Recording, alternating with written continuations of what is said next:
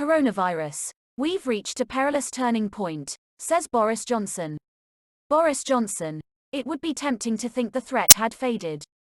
COVID restrictions. PM addresses the Commons, telling MPs of new hospitality and face covering rules.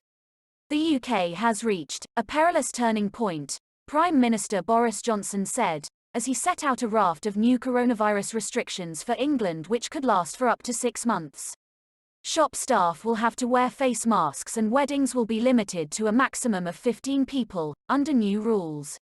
Fines for breaking laws on gatherings and not wearing a mask will increase to £200 for a first offence. He also warned, significantly greater restrictions could come if necessary.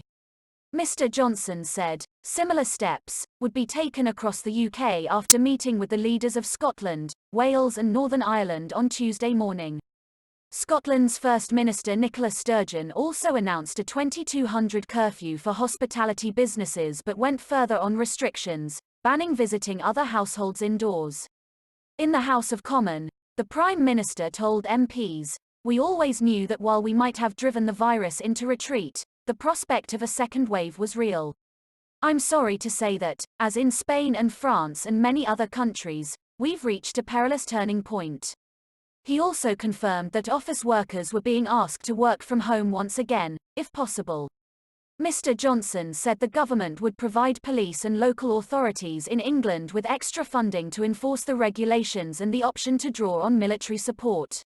He said the new rules were carefully judged to achieve the maximum reduction in the R number, which measures how quickly the virus is spreading, while causing the minimum damage to lives and livelihoods. The Prime Minister said this was, by no means a return to the full lockdown of March, with no general instructions to stay at home. Businesses, schools, colleges and universities will remain open. Attendance figures show the number of schools in England sending home groups of pupils due to COVID-19 incidents quadrupled in a week, however. In the last fortnight, hospital admissions have doubled and COVID-19 is likely to spread faster in winter, Mr. Johnson said, adding, "So this is the moment when we must act.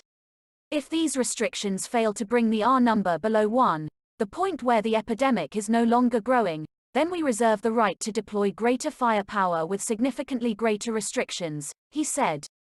Mr. Johnson said, "We will spare no effort in developing vaccines, treatments, new forms of mass testing, but unless we palpably make progress we should assume that the restrictions that I have announced will remain in place for perhaps 6 months.